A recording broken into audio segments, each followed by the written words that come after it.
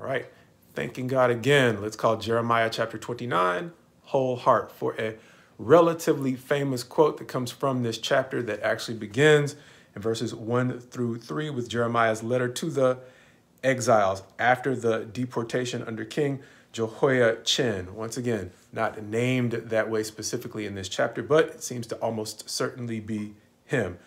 After that deportation, though, in verses 4 through 7, Jeremiah is going to say to those exiles, set up shop. I'm going to do a lot of paraphrasing in this chapter because it's a relatively lengthy chapter, but in my paraphrase, set up shop, prosper in captivity, because your welfare is going to be caught up in the welfare of the cities in which you are being deported. Seek their welfare. Don't rely on the word of the prophets that are saying your captivity is going to be short. So verses 8 and 9 are once again going to call them to ignore those false prophets. Verse 10, going on to talk about the 70 years is solid, meaning the 70 years of their captivity is what it's going to be. Verses 11 through 14, going through the more famous part of the passage, saying, I know the plans that I have for you, plans to prosper you and not harm you. My paraphrase, of course, but he is going to follow that up with a counsel or a word of counsel that they will find him when they seek him with their whole heart. Understanding that the plans God has for us mean nothing if we don't plan to actually follow suit with the things that he has, once again, just counseled us to do. And as we have compared his counsel to just plain old counsel we can get here, we have said in the past that even the best counseling from the highest paid counselor means nothing if we don't put every good word they've given us into practice. Likewise, in counseling them to follow him with their whole heart, he's letting them know that every word of counsel that he is giving them is good.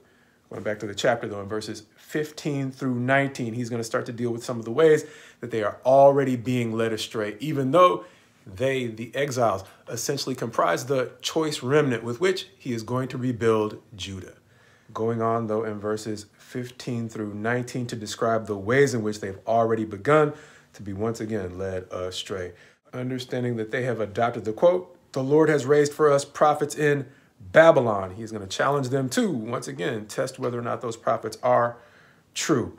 Going on to say that much like the bad figs that he left back behind in Jerusalem are slated for destruction, for sword, famine, and pestilence, he has a similar future prepared for those who are once again leading them astray in their new start in Babylon, even though that new start takes the shape of captivity. In verses 20 through 23, talking about two of those by name, Zedekiah and Ahab, because they have begun to prophesy falsely to the people in the land of Babylon, he's going to say they are about to die, and they're going to die in a way in which their names will become a curse. Verses 24 through 28 are going to talk about another individual by the name of Shemaiah, who seems to have successfully executed a takeover back in Jerusalem, taking over as priest in the house of the Lord and an authority over the prophets. Verses 29 through 32 are going to show a final word, at least in this chapter, from the Lord to Jeremiah that he's going to send to the exiles, stating that much like Zedekiah and Ahab, God is about to deal with Shemaiah, making it clear that not only he, but his descendants will not see the return and restoration that God has promised to the remnant in captivity. This chapter is showing us that after God showed his people the plans he had for them, plans to prosper them, and the counsel that they pursue those plans and God with a whole heart, that he likewise began to uproot the seeds of bad counsel that have begun to take root in his remnant, the choice remnant, once again, that he was going to use to renew and reestablish Judah. And understanding that he was not getting rid of all of them right away, it was going to be the people's responsibility to use godly discretion to discern the counsel that was once again steering them away from the flat out truth of God's word. And while understanding what God was telling them could no doubt be helped by miraculous divine wisdom, understanding what God was telling them relied on some basic principles that pointed both backward and forward in their history and their future. Backward to the time in which God first gave them the law and told them to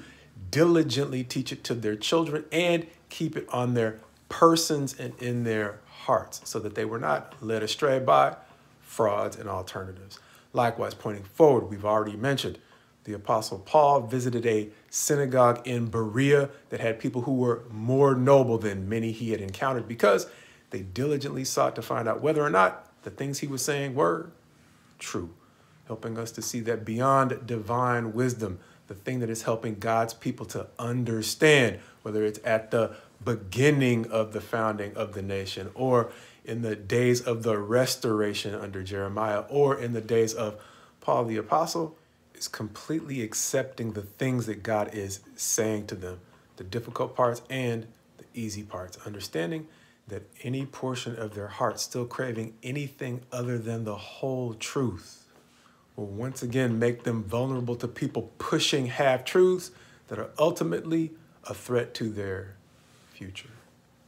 But if you've lived for very long, you understand how difficult the whole truth can be to hear, which is why we sometimes say, my prayer for you is my prayer for me,